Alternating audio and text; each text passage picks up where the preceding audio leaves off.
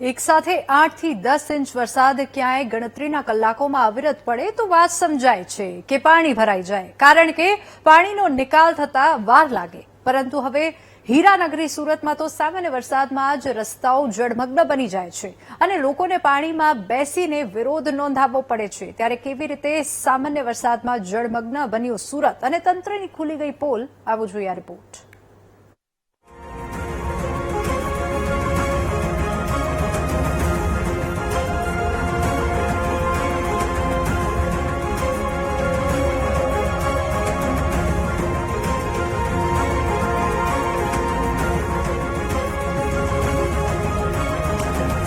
વાતો મોટી મોટી, પરંતુ કામગીરી માત્ર કાગળ પર.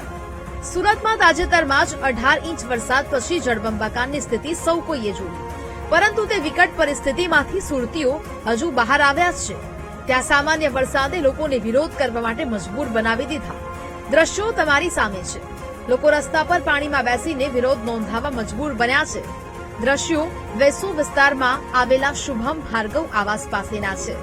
અહીં વર્ષોથી સામાન્ય વરસાદમાં પણ ઘૂંટણસમાં પાણી ભરાઈ જાય છે, કારણ કે પ્રી મોન્સૂન કામગીરીના દાવાઓ માત્ર કાગળ પર છે.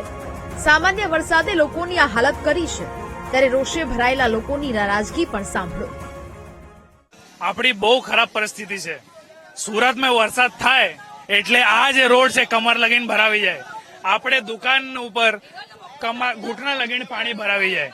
બહુ ખરાબ સ્થિતિ છે. આ ત્રીજી વખત છે, એટલા માટે આપણે રોડ ઉપર બેઠેલા છે.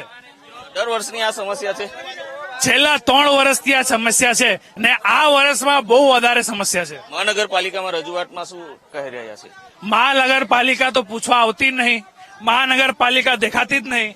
એટલા માટે આપણે અહીંયા બેઠેલા છે. જયારે પણ પાણી ભરાવી જાય ત્યારે મહાનગરપાલિકા છે ને આ રોડ ઉપર ત્યાં બેરિકેડ લગાવીને આ રોડ બ્લોક કરી દે कि આ રોડ ઉપર જવાનું નહીં. કેમ ભાઈ? स्थिति यही है, ये मेरा छोटा सा केबिन है, दिव्यांग केबिन है, वो हर बार पानी भर जाता है, तो पानी भरने में हमारा धंधा बहुत नुकसान हो जाता है. अगली बार भी बहुत नुकसान हुआ था, पानी भर गया था तो केबिन वो सामान उठा के हमको घर पे ले जाना पड़ा. मैं भी एक दिव्यांग हूँ, मेरी वाइफ भी दिव्यांग है. हम लोग सामान कैसे ले जाए? ये पानी की समस्या हर बार 20 मिनट भी बारिश गिरता है तो पानी भर जाता है. લોકોનો ગુસ્સો વ્યાજબી છે, કારણ કે માત્ર 2 ઇંચ જેટલા વરસાદમાં સુરતના રસ્તાઓ જળમગ્ન બન્યા હતા અને વાહન ચાલકોને પણ ભારે મુશ્કેલીઓ વેઠવી પડી હતી.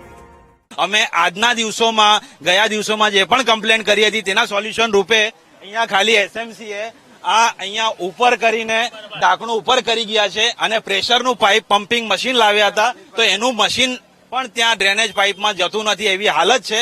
તો અમને જાણ છે કે ડ્રેનેજ કેવી રીતના જામ છે. અમે બધા રહીશો અહીંયા પરેશાન છીએ. અમને આવર જવરમાં તકલીફ પડે છે. અમારા સામે ઓફિરા બિઝનેસ છે, ત્યાં ધંધાદારીઓનું નુકસાન થાય છે.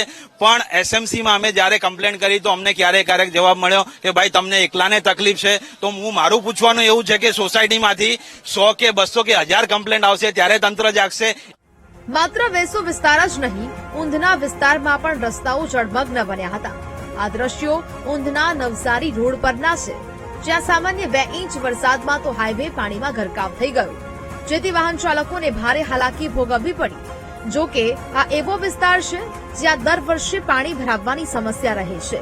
હાઈવે છે, છતાં પ્રી મોન્સૂનની વાતો કરતું તંત્ર આજ દિન સુધી અહીં પાણી નિકાલ માટેની વ્યવસ્થા નથી કરી શક્યું. આમ પ્રી મોન્સૂનની કામગીરી માત્ર માનીતાઓના ખિસ્સા ભરવાનો ખેલ હોય તે ખુલ્લું પડ્યું છે. કેમેરામેન સરજુ પારેખ સાથે નિર્મલ પટેલ, વીટીવી ન્યૂઝ, સુરત.